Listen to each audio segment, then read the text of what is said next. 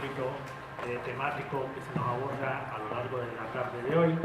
En esta segunda ocasión nos acompaña María José Piñeira, doctora de Geografía, también de la Universidad de Santiago de Compostela, y en este caso pues también, ¿no?, un amplio trabajo de investigación en materia de estructura urbana, en materia de procesos de rehabilitación, de transformación urbana, en materia de urbanismo sostenible, de centros históricos, de turismo, de planificación, de ordenación del territorio, y en este caso incluso de una variable que aquí en Las Palmas se está abordando, en Las Palmas de Gran Canaria se está abordando en los últimos años con relativa cada vez mayor intensidad, que es el concepto de la vulnerabilidad en los barrios, ¿no? Entonces, esta experiencia pues, la ha materializado en multitud de proyectos de investigación, en publicaciones vinculadas a la geografía urbana, a la ordenación territorial, sobre todo en ciudades del África Occidental, al desarrollo turístico sostenible de la ciudad histórica, a la expansión urbana desordenada y a la vulnerabilidad urbana, como decía antes. Entonces, sin entrar en más detalles, simplemente aprovechemos su conocimiento, su experiencia y sobre todo por todo lo que pueda aportar en la futura planificación y esperemos que regeneración de los barrios pendientes. Muchísimas gracias. Bueno, en primer lugar, os querría agradecer el haberme invitado a participar en estas jornadas, sobre todo cuando van enfocadas a la colaboración con los vecinos, ¿no? Puesto que quizás yo en los últimos años es hacia donde más me he enfocado, ¿no? A estar sobre el terreno y ver pues, cuáles son los problemas realmente que existen en los barrios y cuáles son los problemas que perciben los vecinos a la hora de querer implementar las acciones que se hacen desde la administración local y en las que muchas veces pues, tenemos la ocasión de colaborar también los académicos. La presentación que os traigo aquí pues la he enfocado hacia el título que me recomendaron, que era Patrimonio Cultural y el Paisaje, entendido sobre todo desde una perspectiva de la sostenibilidad y del desarrollo urbano. Para comenzar, creo que es conveniente aproximarnos a lo que es patrimonio cultural, patrimonio urbano, paisaje y sostenibilidad. Yo entiendo, desde mi punto de vista, pues entiendo que el patrimonio cultural pues, es tanto un producto como un proceso. Un proceso, ¿por qué? Porque digamos que el patrimonio cultural que hoy en día podemos observar es el resultado de sociedades que tuvimos en un pasado, que desarrollaron una serie de elementos que hoy en día podemos encontrar en nuestros paisajes, principalmente en las ciudades, y que valoramos. ¿Pero por qué? Porque ese valor nos ha sido transmitido a lo largo de la historia y nosotros lo apreciamos como tal. Pero también tenemos que tener en cuenta que la sociedad actual está desarrollando una serie de recursos y de elementos que lo estamos incidiendo en nuestro territorio, en nuestro paisaje urbano, que será un patrimonio de mañana, de las futuras generaciones y que le tenemos que dar un valor para que sea considerado como tal. Y luego también es un producto, ¿por qué? Porque digamos que el patrimonio cultural son elementos materiales que nosotros podemos observar hoy en día y también inmateriales, obviamente. Por eso nosotros siempre nos referimos al patrimonio cultural como espacios naturales que pueden tener pues, un elevado valor paisajístico, pueden ser patrimonio material, como el que os pongo aquí en la tipología de monumentos, de conjuntos históricos, que son los que vienen definidos por ley, ¿no? Y que tienen pues, una protección concreta. Veis que los monumentos pues, tenemos desde templos a mercados, murallas o puentes. Dentro de los conjuntos históricos pues, son grupos de viviendas que tienen un valor de por sí y que deben de ser protegidas como tal en su conjunto, o podemos tener sitios que están vinculados pues, a algún acontecimiento histórico o que están vinculados pues, a tradiciones o simplemente tienen una simbología importante para los ciudadanos de la ciudad o del barrio en el que nos encontramos. Y luego os decía que también vamos a tener un patrimonio inmaterial que forma parte de nuestra cultura y es la que pues, los vecinos y los ciudadanos tenemos en nuestras mentes, que muchas veces no está escrito en ningún lado, pero que nosotros conocemos porque nuestros abuelos o los familiares anteriores pues, los han ido transmitiendo, pues, como pueden ser leyendas, como puede ser la lengua o otro tipo de elementos. Nosotros entendemos que, bueno, que el patrimonio, dado que estamos hablando de elementos naturales, bienes inmuebles y recursos pues, inmateriales, pues debe de hacer frente a muchos desafíos a los que se enfrenta la sociedad actual. Estamos hablando de que patrimonio son los espacios naturales, pero también nos están diciendo que estamos, por ejemplo, en un cambio climático, ¿no? ¿Cómo va a afectar, por ejemplo, todos estos cambios de temperaturas, lluvias y demás a estos espacios? ¿Cómo los vamos a tener que gestionar si esto cambia? En los espacios urbanos, Rubén nos hablaba, por ejemplo, de todos los procesos de urbanización, que también nos trae yo aquí a colación, que hemos tenido durante décadas, ¿no?, en nuestras ciudades y que han ido, por ejemplo, ocupando espacios rurales, espacios naturales. ¿Cómo afrontar por ejemplo, las desigualdades que tenemos en la población? No es lo mismo, por ejemplo, actuar en unos espacios o en unos barrios, como tú decías, Santiago, que son vulnerables a entenderlo desde, además, en un sentido amplio. Cuando yo trabajo la vulnerabilidad, la trabajo desde el punto de vista ambiental, residencial, económico y social, ¿vale? Entonces, ¿cómo actuamos en esos barrios, ¿no? ¿Cómo defendemos el patrimonio también que hay en esos barrios? Porque el hecho de que sean barrios vulnerables no significa que no tengan su propio patrimonio. Entonces, bueno, tenemos que enfrentarnos un poco a todos estos retos que nos encontramos pues, en pleno siglo XXI. Y precisamente afrontarlos pues, significa considerar otro concepto que creo que es bastante importante, que es el de la sostenibilidad. Hay que afrontarlo siempre desde una perspectiva sostenible. ¿Por qué? Porque era un poco lo que comentaba Rubén. Si nosotros tenemos un recurso patrimonial y no lo gestionamos de forma adecuada, ese recurso puede morir de éxito y puede acabar siendo pues, destrozado, ¿no? Entonces, es lo que os pongo aquí. Lo ideal sería buscar el equilibrio entre la rentabilidad del patrimonio cultural y urbano que nosotros tenemos y la fragilidad del mismo, en aras de que podemos conservar en el futuro pues, los recursos patrimoniales que hoy en día tenemos. De ahí que consideremos que es importante desarrollar planes de protección y que no solamente afecten al recurso patrimonial en sí mismo, sino también a su entorno. Por ejemplo, nosotros, por poner el ejemplo de Santiago, tenemos los años santos, como todos sabéis, y el icono es la catedral. Pero en el último año santo, el entorno de la catedral estaba totalmente destrozado. Entonces, ¿de qué te sirve tener ese recurso si para llegar a él tienes que ir saltando vallas de obra, piedras levantadas y demás que no te permiten disfrutar el espacio que hay en torno al mismo? Y esto va a estar también un poco en colación a lo que os voy a comentar después, al paisaje. Hay que cuidar el paisaje que rodea a ese recurso patrimonial, pues con elementos muy diversos, algunos muy simples, como puede ser una buena iluminación, por ejemplo. Aquí os traigo, bueno, por poneros algunas fotografías y ejemplos que todos conocéis, pues del patrimonio que está reconocido a nivel de UNESCO y que forma parte de este patrimonio material de bien inmueble que nosotros tenemos y que pues tiene un grado de protección por planes especiales.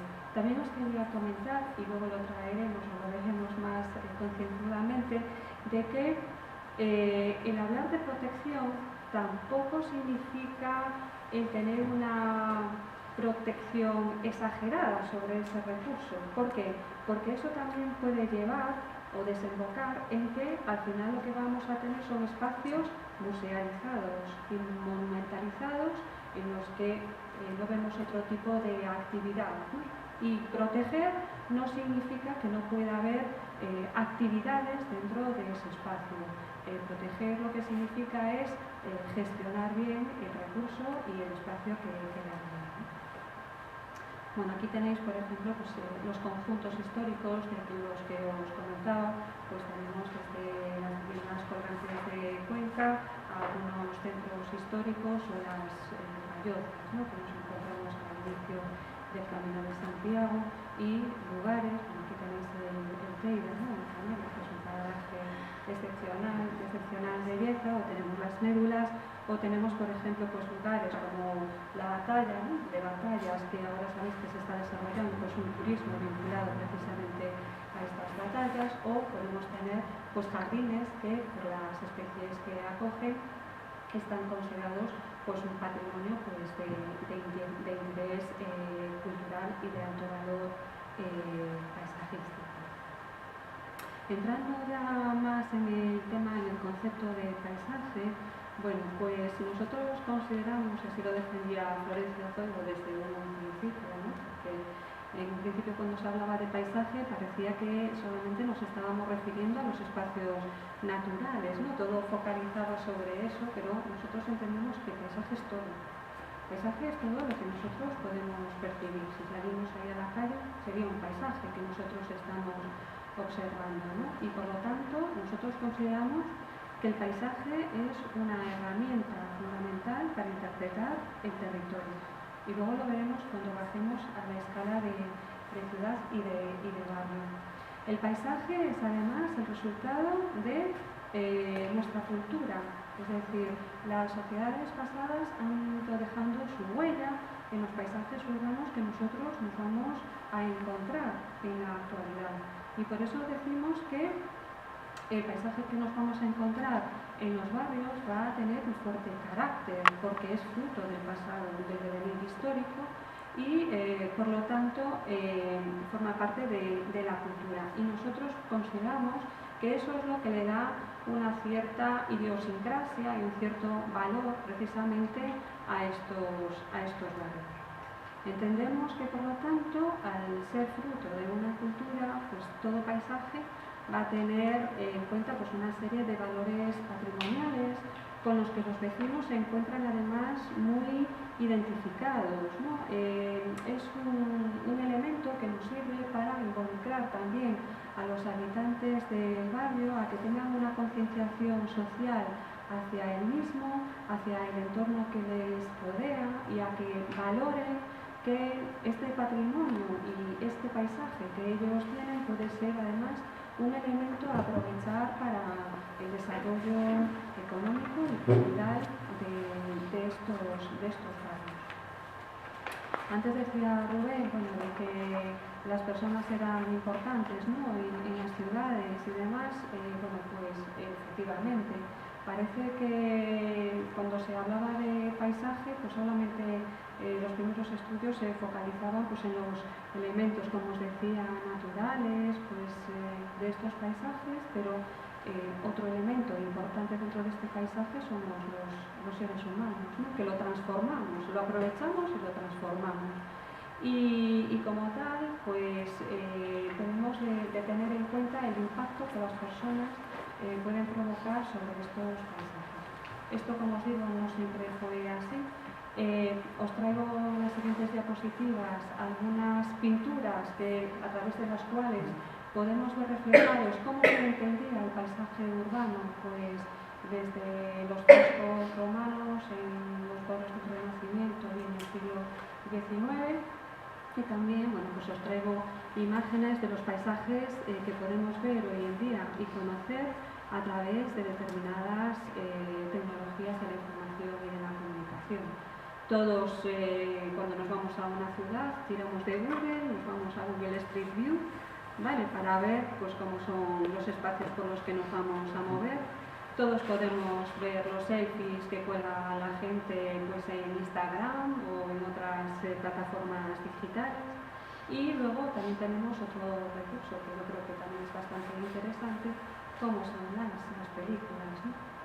Parece que, aunque yo no he estado en Nueva York, parece que puedo hablar de la Quinta Avenida como si hubiera estado allí, ¿no? De todas las películas que me veo, o de Miami, o todas estas series que nos echan ahora en la televisión, ¿no? Bueno, pues vamos viendo pues cómo son esos paisajes urbanos, cómo son las ciudades, y cuando vamos a ellas, pues ya nos suenan esas escenas urbanas, ¿no? Que estamos visitando, con lo cual pues es bastante interesante. Aquí os pongo, por ejemplo, imágenes de ciudades que había en algunos frescos y, como veis, solamente se representaban las viviendas. En esos paisajes urbanos las personas no eran lo importante, lo que importaba era la arquitectura. Y sobresalgo en esta idea porque luego volveremos sobre ella cuando sale de algunos paisajes, porque no hace mucho tiempo parecía que lo más importante en las ciudades era una arquitectura de autor y no importaba la población que estaba viviendo en los barrios próximos a esa arquitectura, ¿no? Entonces, bueno, pues esto es un poco esa ciudad sin habitantes. Esto es ya pues las ciudades clásicas que se representaban, lo que importaba era la matemática, la armonía, la simetría de las calles, ¿no? Y demás, pero como podéis ver, no hay ahí una persona en el medio de la calle, pero era una ciudad sin calles, con lo cual era la sensación de tener unas ciudades frías, como anquilosadas en el tiempo, ¿no? Como estancadas en el tiempo. Y el paisaje que nosotros queremos para nuestros barrios y para nuestras ciudades precisamente es todo lo contrario. No queremos caer en el error, como pasó, por ejemplo, en algunos centros históricos, de tener unos centros perfectamente rehabilitados, en los que se invirtió muchísimo dinero, pero en los que no hay gente. Son museos arquitectónicos perfectos, pero que no tienen vida. La vida de la ciudad se desarrolla en otras partes, ¿no? Y de eso es lo que queremos huir.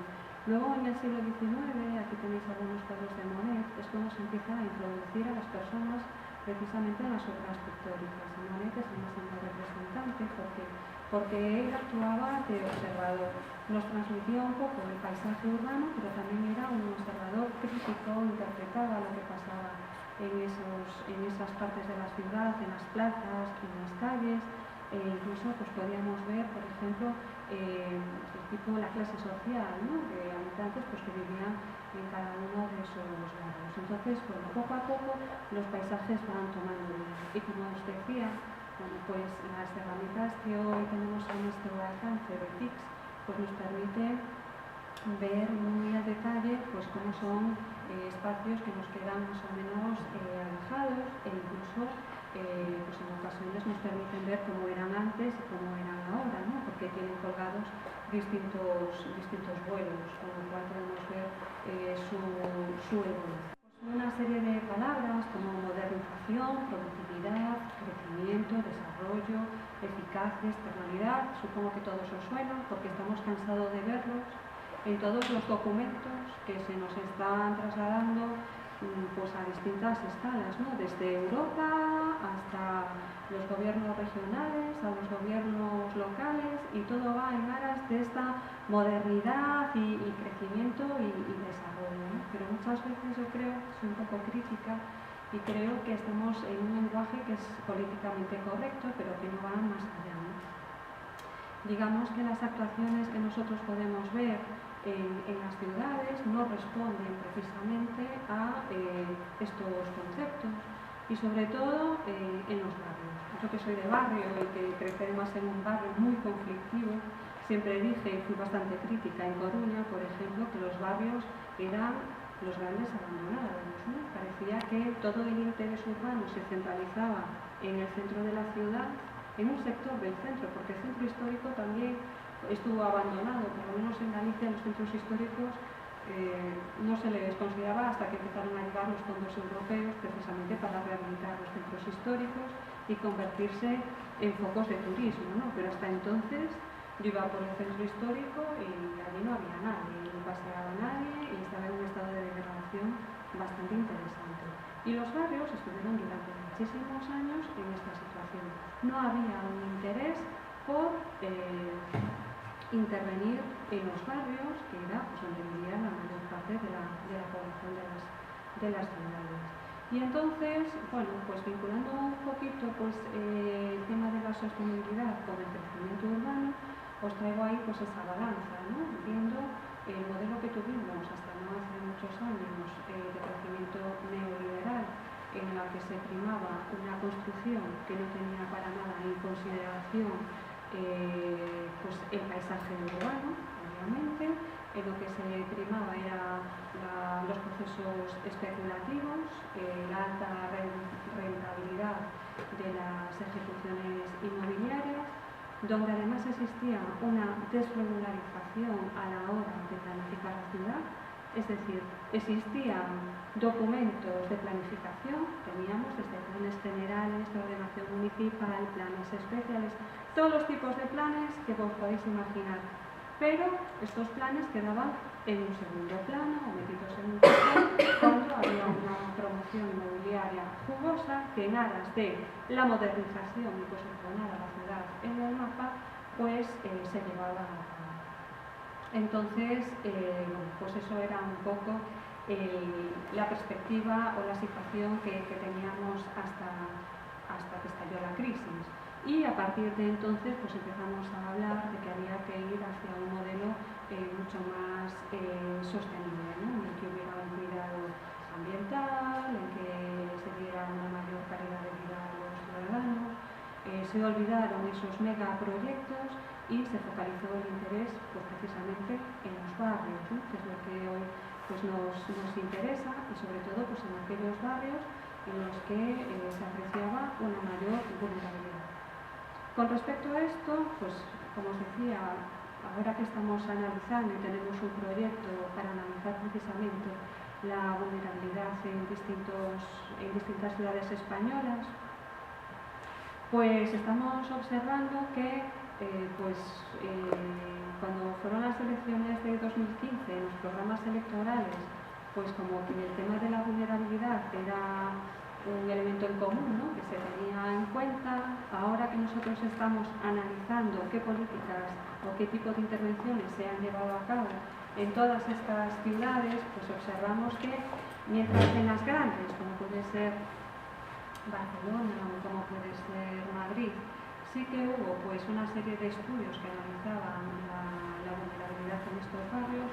Lo hemos comentado antes, el Pla de Baris, y en Madrid pues había el Fondo de Reequilibrio Territorial, pues, en el que se destinaba también pues una partida presupuestaria mayor para los barrios que estaban en peores condiciones, y se hizo un estudio de vulnerabilidad por barrios.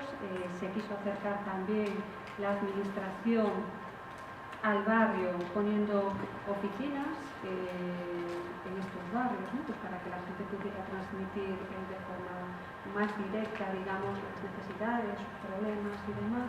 Bueno, pues estamos viendo pues, que hubo una serie de complicaciones que limitaron el desarrollo o que están haciendo que se retrase, ¿no? La implementación de este tipo de actuaciones. Primero porque no hay suficiente personal formado para que pueda estar en esas oficinas. Segundo, por limitaciones legislativas, etcétera, etcétera, ¿no? Entonces muchas veces sí que estamos viendo que las iniciativas son buenas, pero que la realidad administrativa y burocrática muchas veces pues frena o limita este tipo de intervenciones. En todo caso, nosotros consideramos que estos espacios me quedaba el tema de la banalización, que creo que es importante, y de ahí lo que os decía antes, ¿no? Parece que la arquitectura que nosotros podíamos tener o el paisaje que nosotros podíamos tener en nuestras ciudades, en los centros urbanos o incluso en los barrios, en determinados barrios, pues como que no interesaba, ¿no? Parecía que no tenía el carácter suficiente o la calidad suficiente como para que pudiera ser visitada por los ciudadanos, que muchas veces tampoco conocemos lo que tenemos en nuestra ciudad, o por los turistas, ¿no? Y entonces empezó a promocionar pues, una arquitectura de autor, pues, que se trasladó con edificios de alto renombre, como luego os enseñaré, o con puentes, o con lo que sea, ¿no? Y yo quiero insistir en el hecho de que, precisamente retomando la idea que decía Rubén, creo que tenemos que ir precisamente hacia todo lo contrario. Es decir, porque si no, lo que vamos a tener son una serie de paisajes homogéneos, que tanto me lo puedo encontrar en Coruña como aquí en Las Palmas, ¿no? Entonces, ¿qué diferencia hay de estar en un sitio o en otro? Precisamente lo que nos hace diferentes es esa trayectoria cultural e histórica que arraiga en cada uno de nuestros barrios.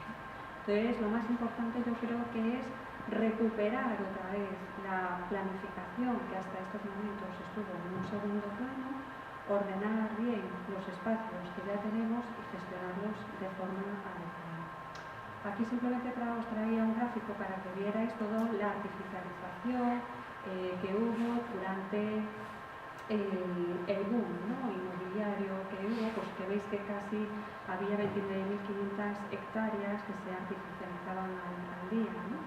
En España, y que casi todas se debieron a promociones inmobiliarias y también a infraestructuras de transporte, zonas portuarias, etcétera, etcétera. Con esta fotografía seguro que ya la conocéis muchos. Eran unos procesos que se dieron ya con anterioridad, pero que podemos ver repetidos a lo largo de las costas españolas. Y aquí os traigo pues dos ejemplos para que no veáis que solamente eran viviendas, lo que se construía a la derecha. Tenéis un puerto, no sé si lo tenéis a la derecha o a la izquierda vosotros, que es el puerto exterior de Ferrol. Si cruzáis así la ría, está justo en de Coruña y además está haciendo enfrente otro puerto idéntico, que es el puerto exterior de Coruña, cuando además Ferrol ya tiene un puerto magnífico, bien abrigado. Es decir, eran este tipo de intervenciones las que se estaban haciendo y como veis pues todavía no está finalizada, ¿no? Se quedó a medio desarrollo. Y del otro lado pues tenéis un polígono industrial que está con el Arteixo, que es el municipio próximo ya a Coruña, ¿no? Es un continuo urbano de la ciudad de Coruña, es inmenso, unas proporciones inmensas, y pues el desmonte de aquí se aprovechó para hacer el puerto exterior, los rellenos del puerto exterior que se está haciendo de Coruña, ¿no?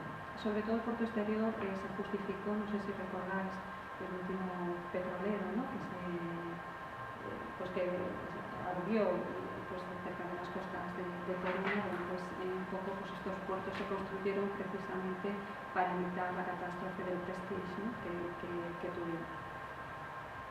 Luego, bueno, pues tenemos desde embalses hasta puentes, hasta este tipo de edificaciones, pues que en Galicia las encontramos a doquier, ¿no?, por muchos espacios y que pues, se ha denominado el feísmo, ¿no?, urbano que nos podemos encontrar. Luego lo que os decía de la banalización del paisaje y de la arquitectura de autor. La misma torre nos la podemos encontrar en Barcelona que en Londres. Entonces, ¿qué diferencia está de estar en un lado que de estar en otro, ¿no? O os traigo aquí esta foto porque también es muy interesante la imagen de los espacios urbanos o del territorio que transmitimos a través del merchandising urbano, ¿no? Os pongo ahí que esta foto sí es del Caribe, bueno, pues no, es de Otranto, en Italia, con lo cual, bueno, muchas veces se cogen como imágenes o referencias que realmente pueden ser de cualquier parte del mundo y que no tienen ningún carácter identitario con el espacio urbano pues, que nos caracteriza. ¿Qué alternativas para paliar un poco esta situación? Es lo que os decía. Bueno, la protección del paisaje. Hasta ahora la protección afectaba a aquellos espacios que se podrían considerar excepcionales, ¿no? Los valores que contenían y bueno, pues la protección iba encaminada a mantener las condiciones pues iniciales, bien fuera naturales, funcionales o escénicas, que no debían de ser alteradas. Pero claro, cuando hablamos de protección también tenemos que tener en cuenta que el territorio no es homogéneo, el territorio es todo lo contrario, es heterogéneo. Entonces nosotros lo que tendremos que hacer es analizar esos espacios, nuestros territorios, qué tipo de paisajes son los que tenemos y en función de que tengamos unos u otros, establecer un grado de protección y unas medidas diferentes. Traigo a colación, obviamente, el convenio del paisaje que nos habla pues, de los 3 ítems que os comentaba anteriormente: protección, gestión y ordenación, que era simplemente pues, para traeros la figura y ver que, bueno, a través del convenio es cuando empieza a haber un reconocimiento jurídico del paisaje, Antes Rubén, por ejemplo, nos comentaba a nivel de barrios y planificación, ¿no? Proyectos que se llevaran a cabo, los que estuvimos trabajando. Comentaros que, por ejemplo, en el año 2006 nosotros estuvimos trabajando en el primer proyecto de área de rehabilitación integral de Santiago y precisamente era un barrio de protección oficial que se construyó en los años 60 y 70, que era el de Vista Alegre, y de nosotros partió la idea que le propusimos al ayuntamiento de estudiar el paisaje urbano de ese barrio, que ellos tampoco le daban una mayor, no les interesaba tampoco demasiado, pero que nosotros entendíamos que podía justificar muchas de las intervenciones que se podía hacer, por ejemplo, en el espacio público y en las viviendas en cuanto al cuidado de las fachadas, etcétera, etcétera. Bueno, a ellos no les interesó mucho, esto lo digo porque el paisaje parece que era un aspecto del ámbito urbano que tampoco interesaba, ¿no? Y que gracias al convenio pues empieza a tener una cierta importancia y que nosotros, por ejemplo, ahora en Galicia estamos trabajando sobre precisamente una guía de paisaje para que sea un documento vinculante y que el paisaje se introduzca en las distintas escalas de la planificación, de forma vinculante, como os digo, ¿no? Entonces, como veis ahí, bueno, pues entre las medidas del convenio nos habla de lo que os decía, la protección, la gestión, la ordenación, establecimiento de procedimientos de participación, a los que luego me referiré y de los que os traigo ejemplos aplicados a temas de paisaje. Y luego quería también salientar otra idea que recoge, que es el tema de la sensibilización a los ciudadanos, a la población en general. Porque sí que es verdad que estamos hablando de participación, pero es que no le hemos enseñado en ningún momento a la población a cómo tiene que participar y no la hemos sensibilizado en muchas ocasiones ante determinados temas para que luego ellos puedan participar de una forma razonada y lógica en determinados espacios. Bueno, hay que clasificar los paisajes y establecer pues, una serie de catálogos. A nivel de paisaje, bueno, yo creo que habría que focalizarlo precisamente desde dos ámbitos de actuación. Por una parte tenemos la administración, que es la que tiene que desarrollar una serie de planes que intervengan sobre ese paisaje, y por otra parte tenemos la población que vive en los barrios y en los distintos sectores urbanos, que también tiene mucho que decir en esta materia. Os traigo aquí, bueno, pues estas dos perspectivas, ¿no? ¿Qué se puede hacer desde el punto de vista de la administración y qué es lo que estamos haciendo nosotros en este caso? Y luego os enseñaré el otro ítem, la otra perspectiva, que es la de la población. Bien, pues nosotros, por ejemplo, en Galicia lo que estamos haciendo, que era lo que os comentaba, y lo que se está promoviendo por parte de la administración regional, es el desarrollo de planes integrales de paisaje vinculados a los planes generales de ordenación urbana, a los planes parciales, planes especiales y proyectos de urbanización, para que las directrices que ellos establezcan tengan un carácter vinculante. Estamos trabajando, por ejemplo, en este proyecto un equipo multidisciplinar, en el que estamos pues, geógrafos, arquitectos, ambientalistas y sociólogos.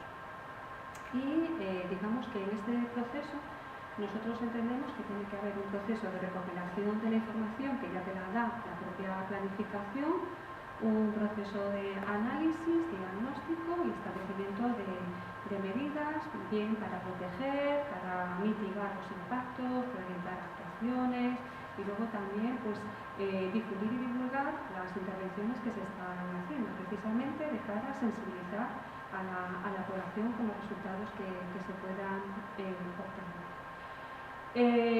Hemos establecido una tipología, lo que hemos llamado los tipos de paisaje, porque no es lo mismo estar en un centro histórico que estar en un barrio que responde a un desarrollo informal, que estar en un barrio de promoción oficial o otro en el que se priorizó la promoción privada, por ejemplo, ¿no?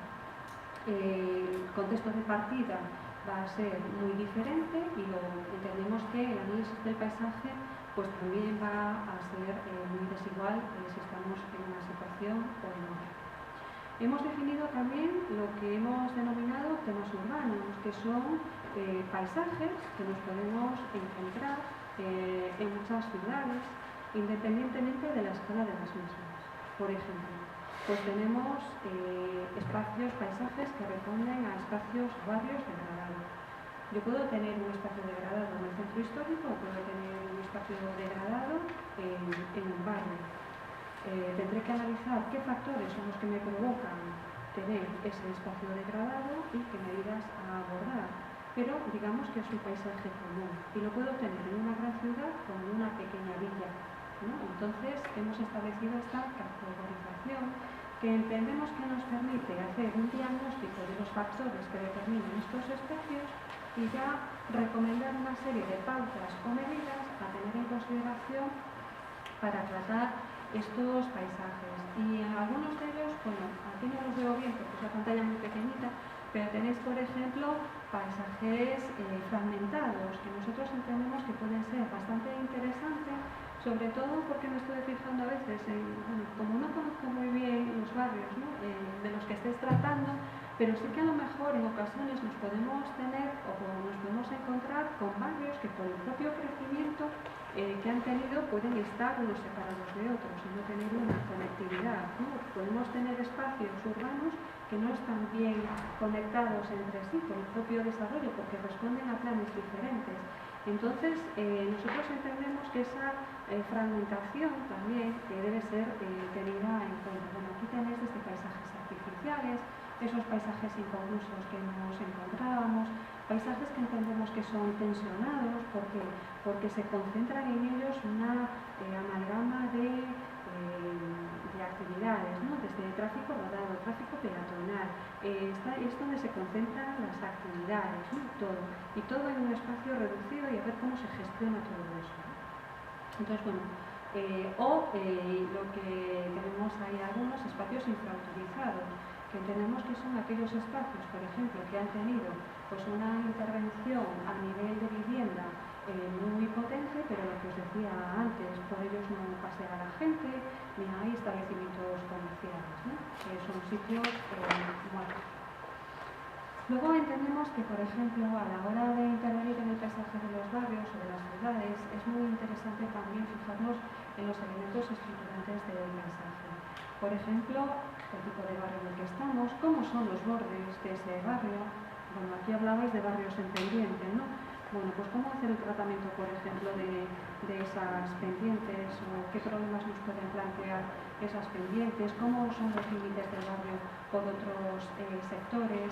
Tengo, por ejemplo, zonas en ellas, tengo, por ejemplo, hitos, ¿no? Elementos que me destaquen en ese barrio, en ese sector urbano, hitos que pueden ser positivos o hitos que pueden ser negativos y que suponen un impacto visual pues considerable, ¿no? Y luego, bueno, pues hemos desarrollado este rosco que le llamamos, los que estamos en el equipo, que parte, digamos, de tres aspectos que nosotros consideramos elementales a la hora de intervenir en el paisaje de cualquier espacio urbano y de los barrios, obviamente, que es el espacio público, la arquitectura perimetral que rodea ese espacio y los usos que nos vamos a encontrar en ellos. Y, digamos, hemos establecido una serie de indicadores que los técnicos con trabajo de campo van a poder ir identificando y analizando. Y no penséis que esto es muy complicado porque luego os enseñaré cómo los chavales de tercero de ESO pues, han hecho el mismo análisis con unas fichas mucho más sencillas, ¿no? Es decir, que parece complicado pero que se puede hacer de una forma más sencilla. Como os decía, bueno, hemos puesto una serie de condiciones para los planificadores de puntos mínimos que se tienen que abordar para el análisis de estos paisajes y elaboramos pues, una serie de fichas que, como veis, es simplemente de poner cruces y una serie de comentarios pues, sobre los diferentes indicadores que nos vamos a ir encontrando. Pues en el espacio público pues, vamos a tener desde acondicionamientos, como es el pavimento.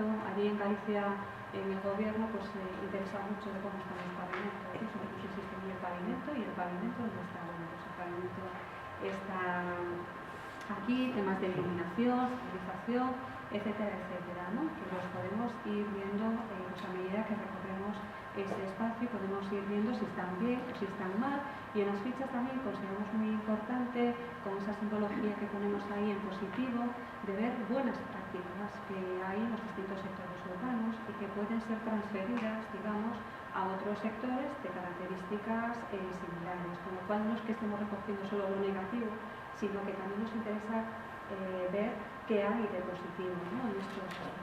Bueno, elaboramos una serie de fichas para infraestructura verde, como os decía, la arquitectura perimetral, viendo cómo está todo el tratamiento de volúmenes, fachadas, medianeras y demás, que muchas veces afean nuestros paisajes. Aquí no lo sé, aquí por ejemplo nos encontramos con muchas viviendas que están sin acabar, ¿no? Uno está recebado con ladrillo vista y demás, bueno, pues qué hacer con todo eso, ¿no? Y luego lo que os decía, pues con las prácticas, con los usos que hay, ¿no? Pues si es un uso intenso, si existe, si no existe, de qué tipo lo tengo, si está concentrado, si está disperso, cómo son los escaparates, si están bien cuidados o no, los toldos, si se trata de espacios de restauración, hay un cuidado, una homogeneidad en ese mobiliario para dar una coherencia a ese paisaje, o no, o hay una privatización masiva de ese espacio público por el que nosotros estamos viendo, en ese tipo de consideraciones. Para luego pues establecer una serie de medidas de intervención o de recomendaciones pues, que se trasladan en estos planes, digamos, pues para cada uno de esos elementos que hemos hecho, y luego pues establecer un diagnóstico, un informe diagnóstico acompañado de una cartografía en el que se mostrará pues aquellos espacios que tienen una alta calamidad paisajística, una media o inferior, ¿no? Y eso pues determinará también por dónde comenzamos a intervenir en nuestros barrios, ¿no? Porque muchas veces, y yo se lo comentaba por ejemplo en unas jornadas que tuvimos con arquitectos y tal, yo no sabía que estaban los arquitectos de esa ciudad, y hablé del casco histórico de Ferrol, que yo siempre se lo pongo a mis alumnos como uno de los centros históricos que en peor situación está, ¿no? Un grado de deterioro brutal, y lo que estamos observando es que se han hecho actuaciones de acupuntura, ¿no? En el centro histórico se recuperan inmuebles a los que nadie va a ir a vivir porque es que al lado tienes uno que está destrozado, enfrente hay otro inmueble en el que hay ratas y está todo roto. ¿De quién te va a ir a vivir ahí teniendo ese entorno, ¿no? Lo ideal es planificar una intervención por sectores, calles o como tú quieras, e ir evolucionando, ¿no? Ir mejorando. Parece que se hay que abarcarlo todo así de golpe, y tampoco es que haya que abarcarlo todo. Tú a lo mejor con unas pequeñas intervenciones en un sector muy concreto puedes mejorar ese entorno, y luego a partir de ahí espacios adyacentes pues los vas mejorando. Aquí os traigo bueno, pues intervenciones que se han hecho en materia de paisaje, que no son muy complicadas, pero que han pues, mejorado un poco el entorno. Os traigo ejemplos de ARIS y también de proyectos de urbanización. Este es un barrio de Coruña que es de los años 70, es la Sagrada Familia. Se trata de un área que está muy densamente poblada porque responde al periodo de industrialización de la ciudad, donde interesaba construir masivamente, y es un área, digamos, que está encajada, digamos, en un barrio de mayor proporción, ¿no? Aquí este barrio pues son bloques, tiene una morfología abierta, es un barrio de promoción oficial, pero era bastante problemático desde el punto de vista social, con mucha droga, etcétera, etcétera, y la calidad edificatoria tampoco era muy buena, muchas calles en fondo de saco. Cuando se creó el barrio, digamos que tampoco había muchos coches, pero ahora los coches han ido increciendo y tiene problemas también de aparcamiento, de zonas verdes, etcétera, etcétera. Bueno, podéis ver que cómo estaban las calles antes de la intervención y las viviendas, con los problemas de tráfico que había, y bueno, pues lo que se ha hecho fue simplemente pues, una limpieza de fachada, un tratamiento de fachada, como podéis ver ahí. Se ha intentado también homogeneizar lo que son, por ejemplo, los ventanales y digamos que estas, no sé si veis, no me acuerdo. Y estos espacios, que eran los espacios que había para sacar la ropa y demás, porque unos le pusieran un tipo de ventanas, otro, uno lo rompió y lo quitó y lo convirtió en balcón, otros los mantenían, etcétera, etcétera. Entonces, bueno, pues hubo, digamos, un proceso de homogeneización, ¿no?, de todos esos elementos, y también, bueno, se introdujo algo de mobiliario urbano, una mejor iluminación, sobre todo porque eran barrios que suponían unas barreras psicológicas para la gente que no era del barrio. Esto lo comentaba Rubén antes, ¿no? Y es verdad. En mi barrio donde yo vivía, que era un poco de estas características, los que vivíamos dentro sabíamos que era un barrio conflictivo, que había problemas, pero nos movíamos por todo el barrio sin mayores problemas. Si te robaban, luego te veían que eras de allí y te devolvían la cartera que te habían robado previamente, ¿no? Y esas cosas. Pero, sin embargo, cuando mis amigos querían ir al barrio, yo tenía que salir al borde, digamos, a esperarlos para que entraran conmigo. Es decir, la gente no se atrevía a entrar en estos barrios. Y un poco es lo que pasaba también en este, ¿no?, en la Sagrada Familia. Entonces, el hecho de incorporar pues, una buena iluminación que te permita ver pues, todo el espacio público por el que vas a atravesar, bueno, supone un elemento que favorece el tránsito.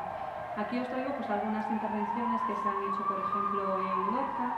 Sobre todo veis que son temas de ajardinamientos, de infraestructuras verdes. ¿Por qué? Porque muchas veces las infraestructuras verdes son unos elementos que nos permiten precisamente conectar esos espacios, ¿no?, que os decía que a veces nos quedan aislados, que no sabemos muy bien cómo vincularlos, ¿no? Bueno, pues tener a lo mejor una zona verde, un sendero que los conecte puede ser atractivo, puede hacerlo como más esponjoso, ¿no?, el espacio, en cuanto a que no ves esas densificaciones muchas veces que nos encontramos, y bueno, puede ser pues, un espacio por el que la gente pasee.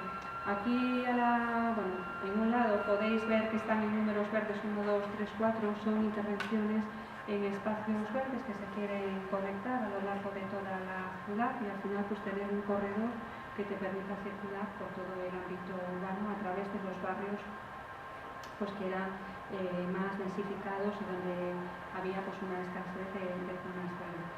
Luego os traigo aquí este ejemplo también pues, de Santander. Bueno, lo que estamos observando es que muchas veces el propio desarrollo de los barrios nos da pues, una sección de calle pues, muy estrecha, ¿no?, en la que tenemos pues, aceras muy estrechitas, tenemos los coches con una doble circulación en un doble sentido, incluso nos encontramos con aceras pues, que vamos de uno en uno, ¿no?, en fila india. Bueno, pues a lo mejor eso supone o requiere tener que reorganizar el tráfico. Esto muchas veces no se quiere llevar a cabo porque dice que te pone que el político se juega al cargo, ¿no?, y el futuro suyo como político, reestructurar todo esto, pero en algunos casos sí que se lleva a cabo y lo único que se hace es limitar el tráfico en un sentido y ampliar las aceras para que la gente pueda pasear. Y en la zona, por ejemplo, como veis ahí en la foto de mayor tamaño, pues en las que tenemos una serie de pendientes o de taludes, pues en este caso lo resolvieron con una serie de rampas en zigzag que te llevan a la parte superior, ¿no?, que te conectan el barrio bajo con un barrio que estaba más alto y que lo han intentado convertir en una zona de más de encuentro, ¿no?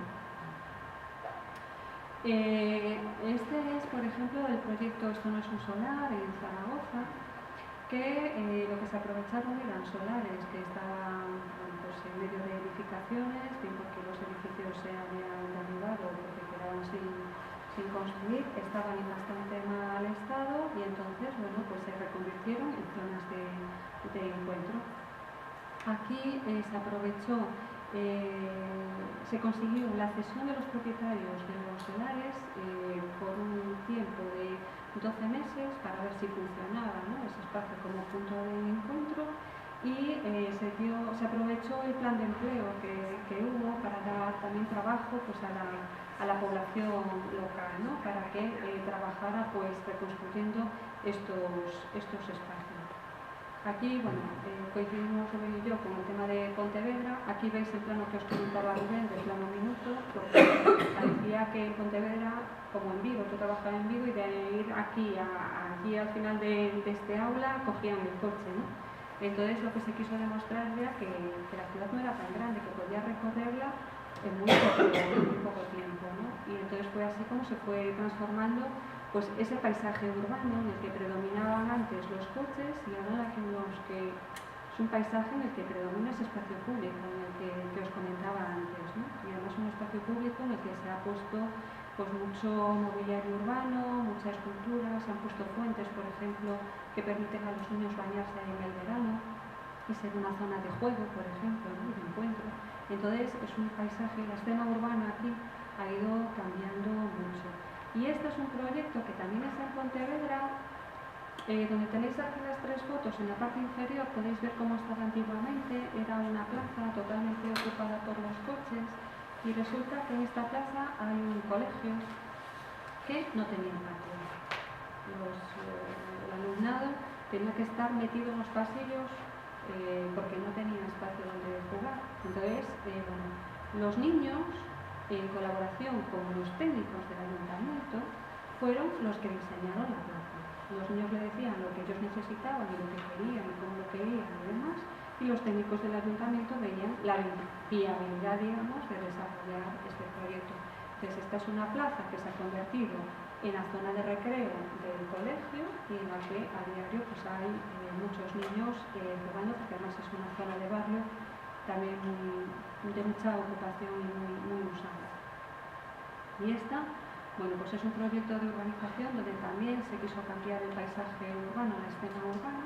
Es en Coruña, era un cruzamiento, una zona de confluencia, ¿no?, de avenidas bastante importantes, está en el borde del centro histórico y bueno, pues era una plaza que no estaba aprovechada por la población, era simplemente de tránsito para cruzar de una calle a otra, y como veis, bueno, pues se ha convertido pues ahora, por la población que veis ahí, en una zona de encuentro para la gente del barrio, que además es que no tenía tampoco un espacio donde reunirse, donde pasear, donde poder charlar, ¿no? Y además, bueno, pues a través de esas intervenciones pues lo han conseguido. Y luego el tema os tengo aquí de participación ciudadana. Bueno, nosotros consideramos que es importante que la población participe de todos estos proyectos. Os pongo aquí cómo se ha definido y define la participación pública. Todos sabemos que antes la participación ciudadana en los planes urbanos se limitaba a la exposición pública del plan y no se intervenía más. Nosotros consideramos que es importante que la población del barrio, la población de la ciudad participe en el diseño de esos proyectos urbanos desde el inicio. ¿Por qué? Porque ahí derivará también el éxito de las actuaciones y el poder irles sensibilizando hacia las intervenciones que tú quieres desarrollar. Si tú te sientas con ellos, los hablas con ellos, así se hizo en Pontevedra, por ejemplo, para todo el tema de la peatonalización. Es decir, iba con los vecinos de cada calle sentándose, con los comerciantes de cada calle sentándose en mesas sectoriales para dialogar con ellos, ver qué problemas ponían, ¿no?, para el desarrollo de ese tipo de actuación, ver cómo se podía paliar, etcétera, etcétera. Entonces, por ejemplo, en el centro histórico de Pontevedra es verdad que está peatonalizado, pero si tú eres un residente puedes aparcar 15 minutos delante de tu portal para dejar a una persona, dejar bolsas si vienes del campo o lo que sea, o vienes del supermercado, es decir, sabes que tienes 15 minutos que puedes aparcar allí, ¿no? Entonces, o si vas a hacer un recado, aunque no seas del barrio, puedes estar 15 minutos para gestionar un papel. Bueno, pues son este tipo de cuestiones, ¿no? Y, bueno, lo que os decía ahí, un poco es acercar las necesidades que ve la población, porque la gente del barrio es la que mejor va a conocer los problemas que tiene el barrio, porque vive bien. Y lo que tendrá que hacer es acercar, digamos, sus necesidades a los técnicos que vayan a intervenir. En todo caso, nosotros entendemos que a la hora de poder opinar y decidir y participar, el ciudadano tiene que tener una información previa, lo que os decía. Hay que también enseñar cómo participar y darles la información. Hay que tener una transparencia, ¿no? Debe de ser un proceso abierto entre ciudadanos y técnicos y ver las necesidades, los conflictos y los elementos de valor que también tiene el agua. En todo caso, yo creo que también hay una serie de problemas y los estamos observando en muchos mecanismos que estamos desarrollando de participación, ¿no? Y es que no toda la población participa. Es muy complicado involucrar a toda la población y en determinadas ciudades lo que estamos observando es que hay una serie de colectivos que siempre participan, mientras que a lo mejor otros no se atreven. Por ejemplo, pues a lo mejor personas de mediana edad que a lo mejor pues no tienen una formación, ¿no? Y demás, pues se dicen, va, yo me interesaba pues que me cuidaran los parques, ¿no? Y a mí con tal de que me los tuvieran bien cuidados y tal, ya me daba, esto ya estaría bien cuidado, estaría bien y tal, pero ¿para qué lo voy a decir? No es importante, ¿no?, que lo diga, cuando a lo mejor pues un tipo de esas que es pequeño, que no supone mucho costo y demás, es interesante, ¿no? Entonces, como que no se atreven. Y luego también es bastante complicado involucrar, por ejemplo, a la población inmigrante. Tampoco se atreven. En Madrid, por ejemplo, como lo están consiguiendo, es a través del desarrollo de actividades deportivas con los niños, como actividades extraescolares y demás, para que los papás vayan a buscarlos, hablen con los otros papás, a partir de ahí se animen, que vaya uno y luego que vayan otros, y así. Pero es un proceso también como muy lento, ¿no? Y luego está el proceso de participación, cómo se está llevando a cabo. Es verdad que tenemos los presupuestos participativos, los proyectos y demás, pero muchas veces la forma en que se están gestionando pues también deja un poco de lado a determinadas personas. ¿Por qué? Porque los proyectos o las iniciativas las tienes que presentar en una plataforma online. Si nosotros estamos hablando de que estamos en barrios vulnerables, donde tenemos una población que a lo mejor no tiene una formación, incluso puede que no tenga ordenadores o no sepa cómo acceder a internet o lo que sea, esas personas nunca van a poder desarrollar a subir, digamos, sus iniciativas, ni luego votarlas, ni nada de eso. Con lo cual estamos dejando de lado, digamos, a mucha población que vive en esos barrios. ¿Y hacia dónde se están yendo los proyectos? Pues hacia otros barrios en donde tenemos una clase ya media alta, con una formación y demás, que son los que al final están presentando esas iniciativas.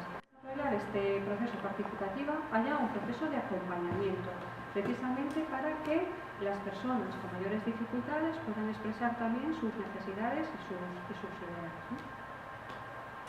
Bueno, os traía ahí lo del presupuesto participativo, que os quería comentar eso, y luego os traigo pues experiencias que hemos desarrollado. El rosco aquel que os enseñaba de indicadores de paisaje, pues lo hemos testado también con chavales del Instituto de Malpica.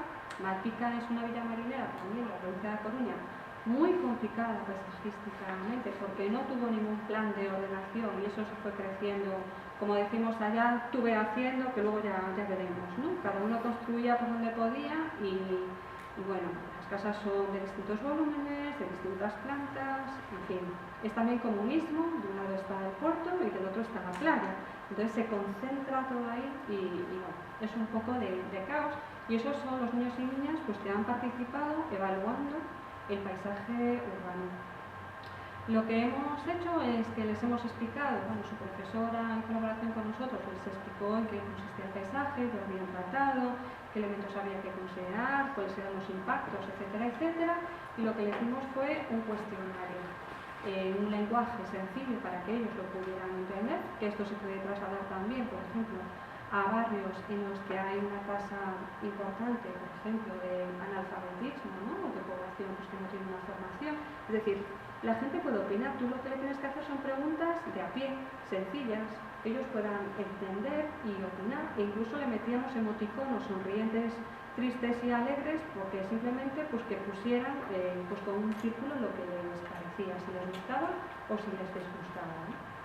Y bueno, pues así lo fueron haciendo y ellos fueron capaces de hacer, me salta no sé por qué, un diagnóstico con las fortalezas, me salta no sé por qué, bueno, hicieron un diagnóstico con los problemas que ellos veían con las fortalezas que veían, y les grabamos un vídeo, además bastante simpático, que no os lo traigo ahí, pero si queréis os lo envío, lanzándoles unas preguntas de por qué consideraban que era importante el paisaje, quiénes eran los principales culpables, bueno, y así, y respondían con mucha facilidad, ¿no? Os traigo aquí también otro proyecto, y terminando, que son las ventanas de Atetuán, pues que también lo que se intentó fue mejorar el espacio público del barrio, pues con cosas tan simples, pues como veis ahí haciendo esculturas de tubos de obra, ¿no? De estas que se meten en las canalizaciones del agua y demás, que los chavales, los vecinos, pues los estuvieron pintando y demás, y que ahora pues son su zona de juego, murales en fachadas y luego pues una serie de huertos en los que todos participaban.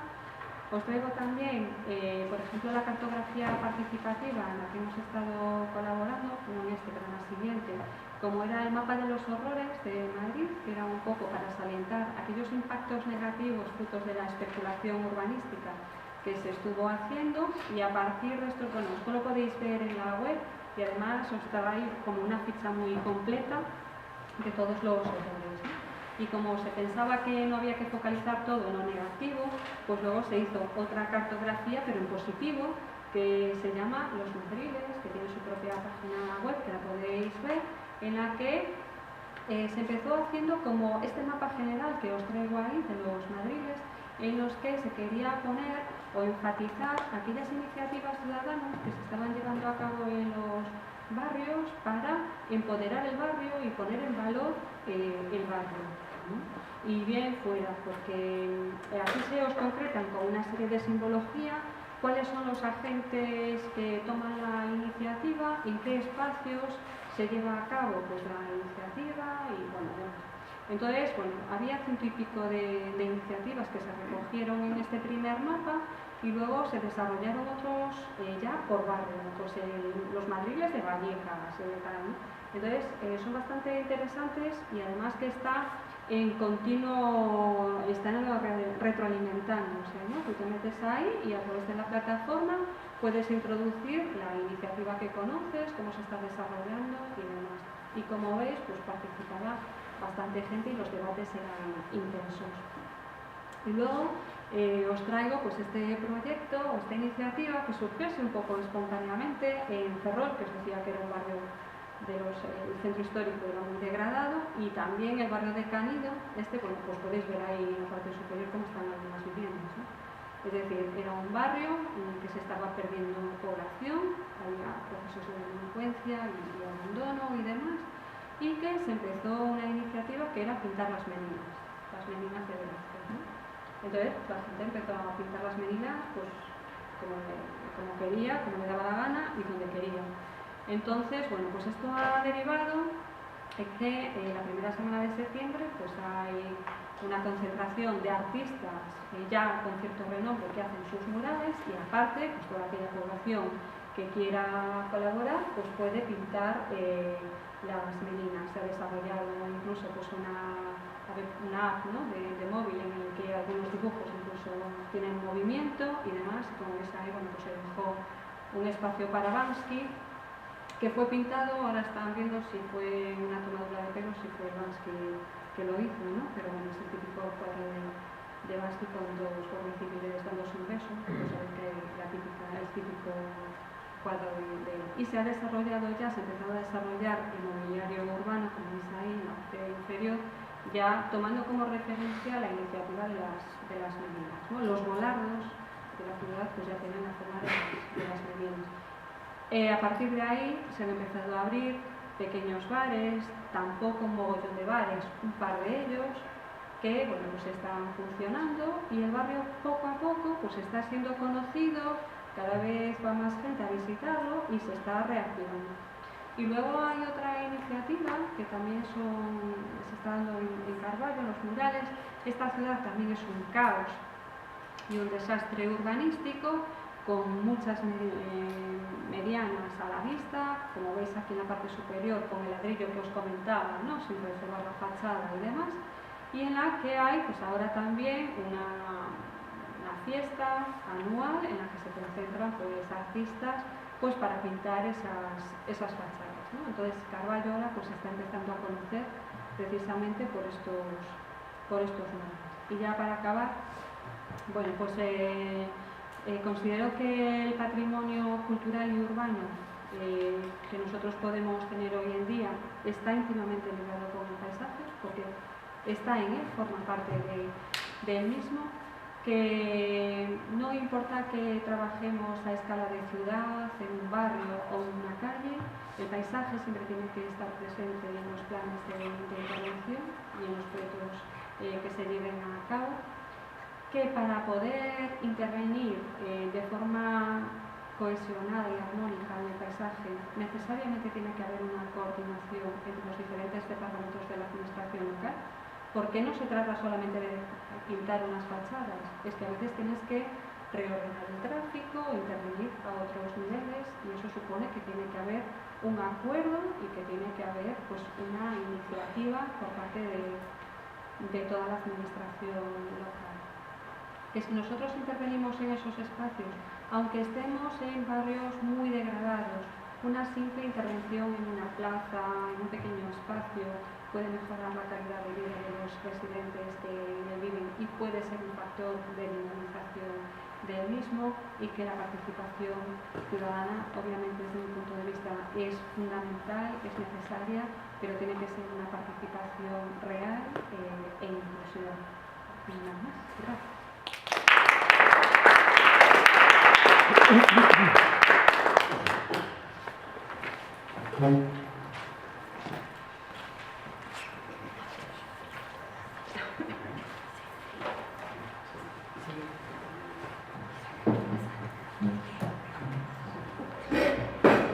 Bien, buenas tardes, ya buenas noches.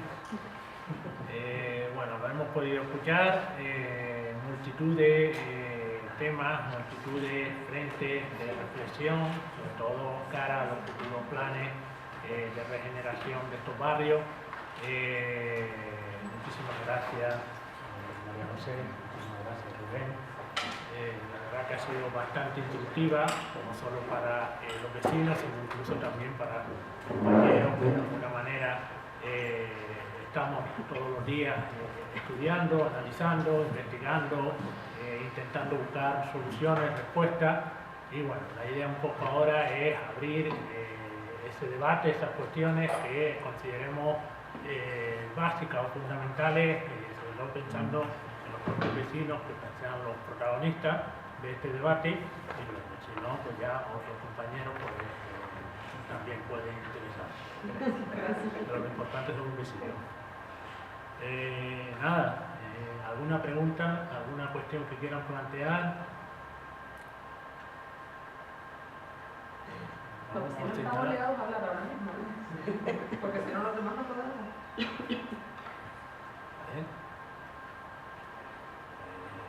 ¿Otra pregunta? ¿Otras personas que quieran? Si por lo menos las personas que están aquí, que sean vecinas, pudieran decir al menos qué les ha parecido, aunque no tengan preguntas, pero sí qué les ha parecido a lo mejor la intervención, si les ha parecido interesante, si útil. Hay muchos más vecinos por aquí, algunos. No hay mucho, que no hay mucho. Vamos a ver, ha sido muy interesante lo que han planteado, pero a mí como presidente de una asociación de vecinos me sigue creando dudas, un montón de cosas. Y todos estos planteamientos también, pero siempre depende de lo que los poderes públicos quieran ponernos en marcha. Porque de nada sacamos con que estar reivindicando y estar en estas jornadas que son interesantes, eso, si después no lo vemos reflejado en la realidad. Y un ejemplo de ello, lo que explico al principio, con el tema del Ferrol, cuando un grupo de gobierno intentó crear liberar el Ferrol, no, el Pontevedra de automóviles, por poco le cuesta el cargo.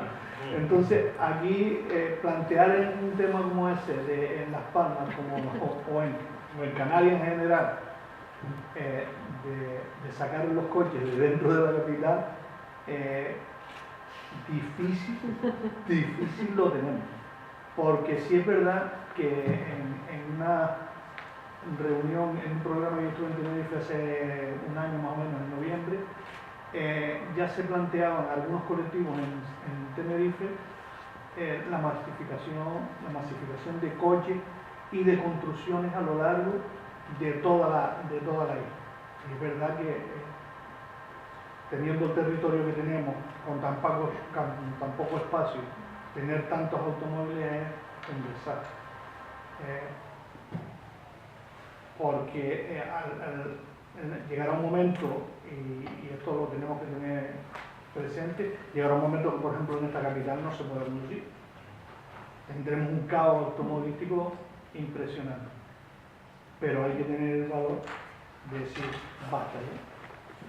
Sí que han habido propuestas, y se han conocido algunas a lo largo de los años 90, no sé si Santiago las conocerá, imagino que sí, de que se trató de hacer 2 aparcamientos en la entrada de la ciudad, uno en el norte y otro en el sur, para que la gente tomara más, cogiera más la guagua y dejara más el coche fuera de la ciudad, no entrara con el coche dentro de la ciudad, porque tenemos que contar que nuestra ciudad sufre, aparte de los 400.000 habitantes que tiene Las Palmas, 80.000 habitantes son población flotante que viene de la periferia y entran dentro de nuestra capital. Y tenemos un verdadero problema. Y eso por un lado. Y por otro, el planteamiento de la ciudad de Las Palmas, que es una ciudad que está construida en plataforma, empezando por lo que es la avenida, toda la zona de la avenida Marítima, Mesa y López, La Isleta, subiendo hacia arriba, hacia lo que es Escalerita, Ciudad Alta y los barrios periféricos del Cono Sur, que están en la DER y que tenemos un verdadero problema.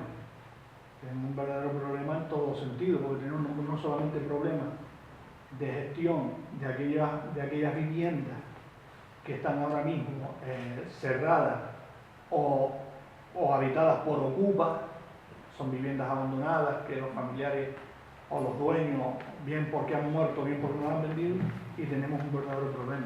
¿Cómo acometer todo ese tipo de problemas que tenemos en nuestros barrios? A mí se me plantean muchas dudas, porque ¿cómo podríamos acometer eso? Porque por falta de información al ayuntamiento, de comunicación al ayuntamiento por parte de las asociaciones de vecinos de esos barrios no ha sido. Porque a cada momento estamos informando de los problemas que hay con ese tipo de cuestiones y que no se ponen más. Por tanto, a mí me queda la duda de si seremos capaces aquí de llevarlos a cabo por parte de la corporación, por supuesto. Sí, yo, introducir algunas reflexiones en relación con eso. Participación pública. Yo creo que, primero, puede variar mucho en la consideración de los barrios desde cuestiones más elementales. Yo me fijaba hoy también, igual que María José, en este mapa. Simplemente que los barrios tengan un mapa y a partir de ahí se elabore un discurso sobre los barrios, cambia, es una forma de participar públicamente. Es una introducción, pero el barrio es el sujeto. Yo hasta hace 10 o 15 años muy pocos municipios que conozco, más en Galicia o en la península ibérica, los barrios eran el sujeto. Ahora algo está cambiando, es decir, en Madrid, en Barcelona, llevamos 3 años estudiando, el barrio es el sujeto. Entonces, una forma más útil de participación pública. Yo creo que el segundo elemento estaba aquí también en la propia publicidad y es cómo bajar y cómo llevar a los barrios el propio debate. Es decir, no sé si la universidad es el mejor lugar o no, pero evidentemente lo que es el mejor lugar para trabajar sobre los barrios son los propios barrios. Yo creo que eso es un elemento importante. Pero la participación pública aparece desde el momento que se aparece en la agenda y se es un actor. Y a partir de ahí yo creo que se puede empezar a debatir. Era la primera reflexión que quería plantear. Sobre el tema de la movilidad, yo creo que hay que plantear una cuestión. Y es, no vamos a poder tener en el 2050 el volumen de automóviles que tenemos ahora. Entonces, desde el punto de vista de la ciudad, y esto es una reflexión en todas las ciudades del mundo desarrollado, aquellas ciudades que primero reduzcan la movilidad en vehículo privado, antes conseguirán, por decirlo de alguna forma, modernizarse o adaptarse al siglo XXI. Entonces, yo creo que tenemos que fijar un poco estos criterios. El problema no es pasar de todos los coches a la nada. En Francia la política es muy sencilla, calculan cuántos coches se retiran de la circulación. A veces es el 1%, a veces es el 2% y a veces es el 10%. Y hay parámetros, Estrasburgo tiene un plan, Toulouse tiene otro plan y se consiguió reducirlo. ¿Cuáles son los factores de reducción de la movilidad mediante automóvil? Normalmente lo que nosotros veíamos eran simplemente 2 o 3, no es más complicado que eso.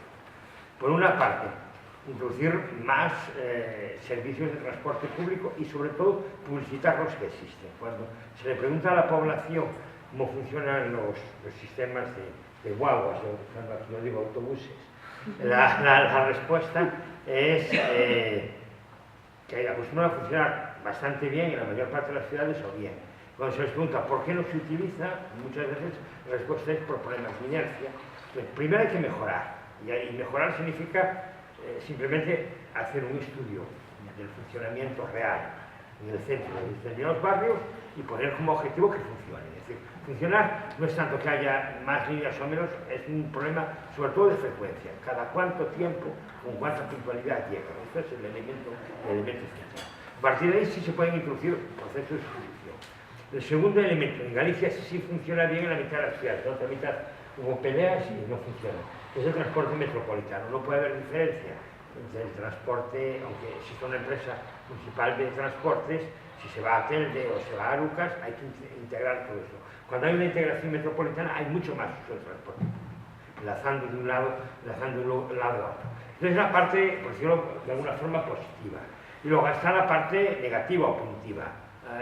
Esto se tiene que acompañar con subida de los precios en los parques urbanos y con un control de que determinados vehículos contaminantes no pueden entrar cuando se pasan unos umbrales. Entonces, estas medidas combinadas, ¿en qué se produce? ¿En qué se traducen? Tenemos un nivel 100 de vehículos, pues a lo mejor el primer año conseguimos bajar 98. Lo importante es no subir, y luego a partir de ahí sí se va produciendo una generación. Nosotros personalmente, luego eso siempre defendimos y lo estudiamos, que se debe acompañar de transportes alternativos. Y nosotros, el que más defendemos, sobre todo un compañero, Miguel Pazos, que trabaja con nosotros, es el tranvía. El tranvía tiene un inconveniente, que es muy cara las obras de infraestructura y luego el resto son ventajas. El inconveniente es que levanta la ciudad entera. ¿Cuál es la ventaja? Primero, que es eléctrico, en segundo lugar, que permite ver la ciudad perfectamente, y la otra gran ventaja, por donde va el tranvía, si queremos, expulsamos a los coches. No sé si ustedes conocen, pero en el centro de Sevilla ya no hay coches. Llegó el tranvía y los expulsó. Nosotros insistimos. Y yo creo que hay que plantearlo. Nosotros tenemos claro que la educación, los servicios sociales, la sanidad son servicios públicos que dan pérdidas, no, que implican gastos del sector público porque tienen un beneficio global para la comunidad. Nosotros empezamos a introducir que el transporte público no es un negocio, sino que es un servicio público, que hay que destinar mejor fondos. Es decir, no podemos medirlo simplemente por la rentabilidad económica, podemos introducir algunos elementos. Pero todo parte de una primera evaluación en estos barrios de cómo está funcionando el transporte público, cómo se percibe y de por qué hay que utilizarlo un poco más. Y a partir de ahí se empieza, es como mover un tren, muy lento, pero los ejemplos que hay en Europa, que hay muchos, permiten que las ciudades medias españolas en estos momentos, y Las Palmas puede ser una excepción, tienen una bajada en el uso del vehículo privado fuerte. Es decir, las ciudades, lo que dicen el segundo tercio, es decir, Zaragoza tiene mucho transporte público, Bilbao es un ejemplo, Sevilla exactamente igual, en Valencia se generalizó el transporte público por muchas partes de la ciudad, no sé si me queda. Málaga quizás un poco menos, pero prácticamente todas estas 5 o 6 ciudades, en torno al medio millón, 1 millón de habitantes, bajaron el transporte público. Ahora hay que ir al siguiente paso. ¿Qué? Eso, bajo el privado, tiene que ir al transporte privado individual, puede haber otro tipo de transporte simplemente colectivos que se pongan vecinos. Esto con la subida de precios de los parkings y con la sanción por ir en determinados lugares. Y luego, en relación con los barrios en pendiente, las soluciones son múltiples. El vehículo privado, precisamente, no es lo mejor para los barrios en pendiente. Nosotros, cuando estuvimos en Hong Kong una vez, el antiguo Hong Kong está absolutamente en pendiente. Está peatonalizado, primero porque eran cuestas. Y había desde escaleras mecánicas hasta sistemas de remonte.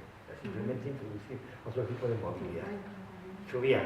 las mercancías en un sistema y a las personas en otro. Y estaba así articulado barrios enteros.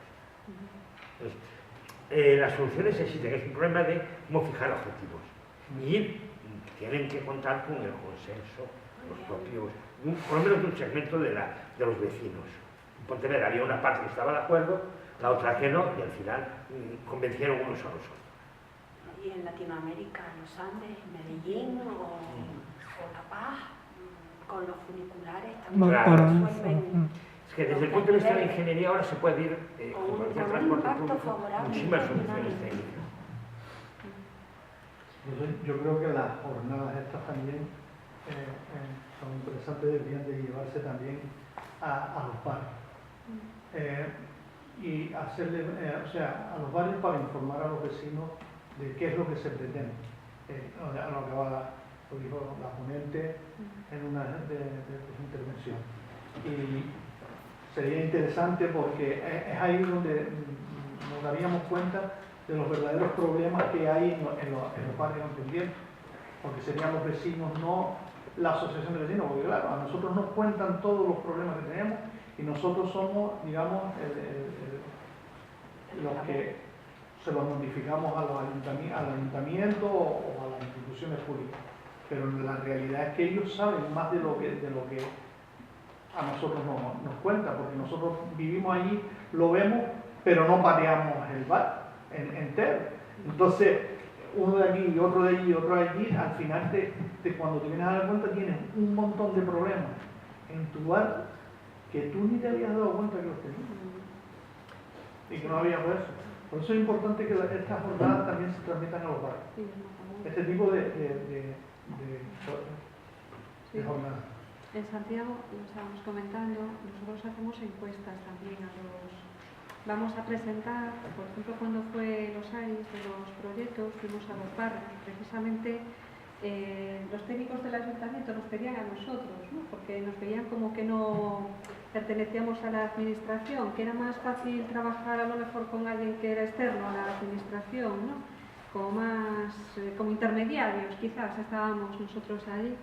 Hicimos distintas actividades, hicimos las jornadas a través de encuestas, por ejemplo, que les íbamos preguntando.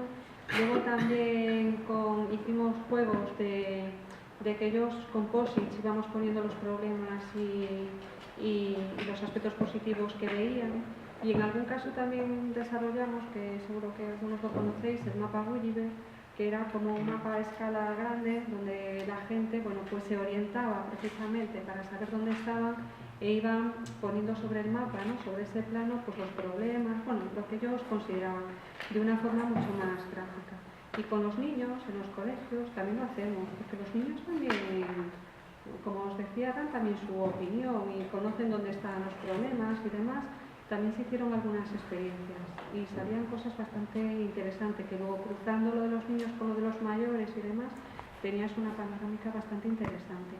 Pero yo creo que son los vecinos los que tienen que participar de forma directa, porque así también los involucras, ellos participan, saben que tienen una conversación directa, ¿no? con los técnicos, que los técnicos también se preocupan de ir allí, de ver lo que pasa y demás.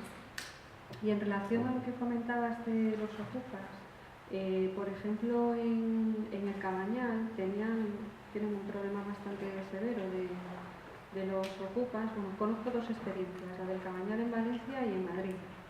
En Madrid hay barrios con calles en las que el 70% de la calle está ocupada. Entonces, lo que están intentando es hacer una clasificación de qué tipo de ocupación es la que se produce y cuáles son, digamos, las condiciones de las que parte la gente que está ocupando la vivienda. Porque no es todo igual, ¿no? Hay personas que lo ocupan por necesidad y porque están en una situación vulnerable y otras personas pues que a lo mejor es simplemente por el movimiento en sí mismo, ¿no? Entonces se está haciendo ese estudio para luego ver qué medidas se pueden tomar, porque si realmente es un problema de vivienda, a lo mejor lo que se puede solucionar es ver desde el ayuntamiento cómo se puede ofertar pues, algún tipo de vivienda a esas personas. Y luego en el Cabañal, en Madrid empezaron dando dinero para expulsar a los ocupas, pero luego vio que tenía el efecto adverso, porque se encontraron de que les daban 3.000 euros, por dejar los edificios, y eso se convirtió en un negocio espectacular, porque dejaban un edificio, se iban para y tal. Venían grupos de tal, se fue corriendo la voz, venían otros grupos, entonces eran 3.000 y 3.000 y 3.000. Entonces, esa tampoco es la solución, ¿no? Y luego en el Cabañón, pues lo que están intentando es ver también cómo solventar el problema, porque ahí sobre todo se une a que las viviendas que estaban ocupadas, bueno, por otra serie de problemas anteriores que se derivaron de que se quiso expulsar a la población para la intervención esta especulativa, se dejaron las viviendas sin agua, sin luz, sin ningún, o sea, las condiciones de habitabilidad que se están dando en esas viviendas pueden llevar a problemas sanitarios bastante importantes. Entonces se está intentando negociar con el colectivo Ocupa pues una mejora por lo menos de las condiciones de habitabilidad de esas viviendas, y entonces ir poco a poco sensibilizándolos y no convenciéndolos, pero mediando con ellos para que se mejore la situación. Pues bueno, es complicado. Perdón. Está casi todo contestado, porque quería ahondar un poquito más en el tema de la participación, si podéis explicar un poquito más cómo, cuándo y dónde. Y claro, ya la receta de cocina, tanto de sal, tanto de pimienta, y durante 2 meses. Luego, también quería hablar un poquito sobre movilidad, aunque veo que han hablado bastante, y luego sobre accesibilidad. Lo dejaríamos casi en lo de la receta de la participación, después seguimos, si les parece. Sí, vamos a ver, yo creo que hay como 3 niveles de participación que deberían de integrarse. Por una parte, un poco la clásica, es decir, existen asociaciones, existen grupos organizados, y hay que generar todo tipo de foros para que expresen su opinión y planteen y ordenen un poco los diagnósticos, tanto sectoriales, pueden ser de un sector, sea cultural o sea económico, o sea de vecinos de un barrio, y a partir de ahí se cree, por decirlo de alguna forma, una primera agenda. Una segunda agenda, nosotros lo que defendemos es que se parte del criterio de... Es muy laborioso y a veces costoso, en horas nada más, no el vaciado de datos. Sí que somos partidarios del recurso a las encuestas, a lo que es el método sociológico, al método de geografía social. Si le preguntas a la gente, tú tienes los indicadores con los actores, con los líderes de un área. En segundo lugar, bajas a la base, que la gente que puede ir o no ir, pero simplemente vas por su domicilio, los entrevistas, y luego teóricamente a partir de ahí sí que tiene que haber foros participativos más asamblearios y ordenar un poco las prioridades. Luego las políticas públicas hay que pensar cómo se articulan, pero hay que moverse en esos 3 niveles sin salir del barrio. Evidentemente, sí se produce una percepción por parte de los vecinos de que organizándose o yendo a la asamblea pueden colocar en la agenda más sus temas, se activará mucho más. Pero también todo esto es cíclico. Es decir, pero yo antes cuando hablaba de que el tamaño se importaba a los barrios, claro que se puede hacer mejor en barrios o unidades más pequeñas, unidades más pobladas. Esto es así. Es un poco este debate. El plan de barrios de Barcelona funciona muy bien, pero tiene un problema que nos planteaba la compañera que residía en uno de los barrios, que llega al primer nivel.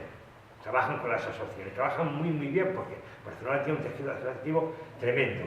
Pero el segundo nivel planteaba esta compañera, dice, sí, pero hay mucha gente que acaba de instalarse en el barrio que no sabe ni siquiera que existen asociaciones o que para muy poco en el barrio y no está asociada, pero que quiere emitir su opinión. Pues hay que llegar un poco a todos esos niveles. Hacer un diagnóstico sociodemográfico no es complicado, ahora que hay padrones, algunos que llegaron, no llegaron, pero hay que moverse, yo creo que hay que moverse en esos 3 niveles sin salir del barrio. Vale, ¿y puedo hacer otra pregunta? Sí.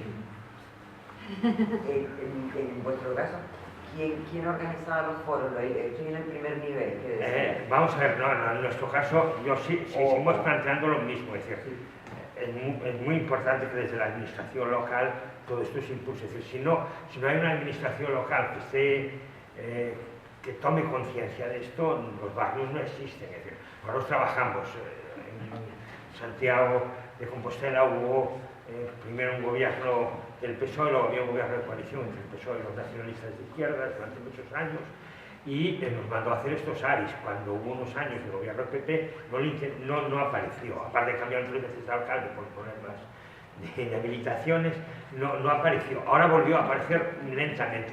Varía mucho, es decir, hay que exigir también a los gobiernos locales que introduzcan estas agendas. Si no introducen estas agendas, es decir, el problema es qué es lo importante en la ciudad. ¿Son estos 3 barrios o es remodelar el paseo marítimo de las canteras? Claro, si estamos optando por una cosa, no estamos optando por la otra. Y hasta que no nos convenzamos de que es un problema de prioridades en políticas públicas, era un poco lo que quería insistir. ¿Cuál es la idea en estos momentos? Lo importante es dónde vive la gente.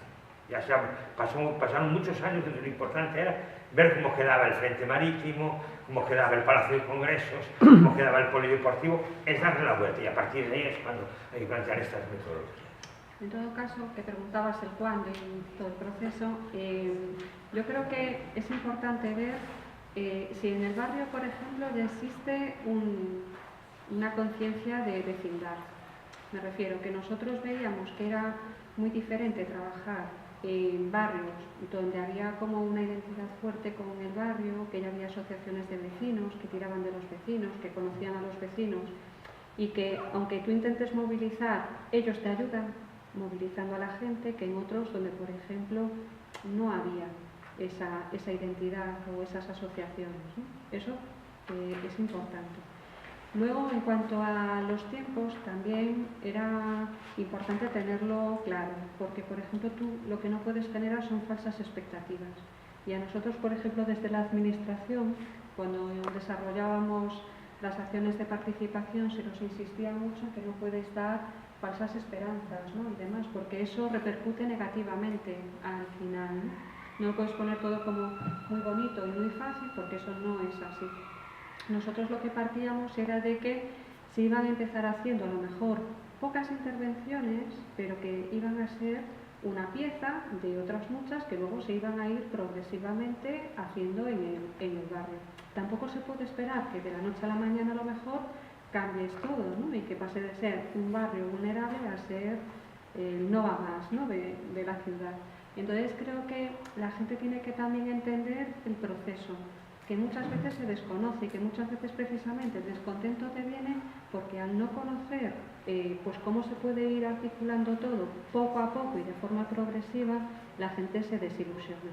Entonces si te va a una primera reunión y ve que pues que a lo mejor ella se imaginaba pues que ya va a ser todo, que se iba a hacer una gran intervención y ven que, pues, que solamente intervienes en una plaza o una pequeña plaza y demás, pues eso les desanima, ¿no? Entonces yo creo que es importante entender el proceso de cómo llevarlo a cabo y de que tiene que ser un proceso. Nosotros hablábamos de Pontevedra, de que se consiguió no meter coches, pero es que les ha llevado 20 años.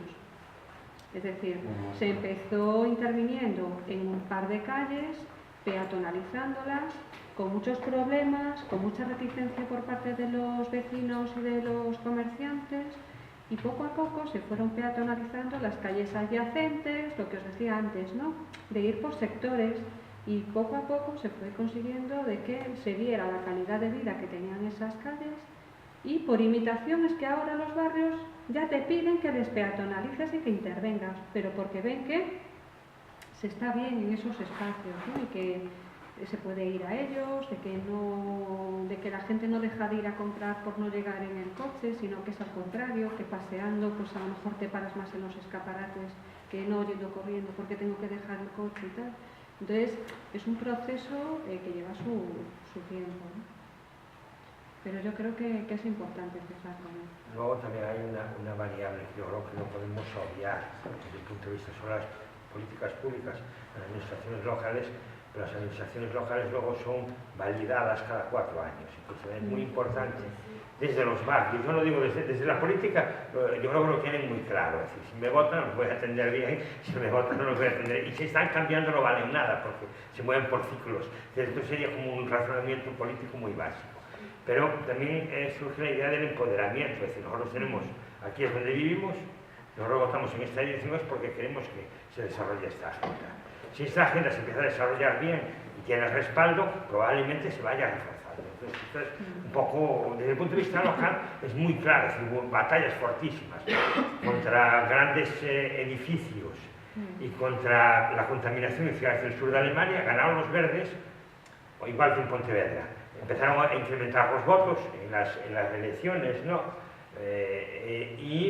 Automáticamente no solo acaban consolidando y radicalizando la política, sino que el resto del sistema político acaba impregnándose de esas ideas. Nadie da marcha atrás ya en esa política.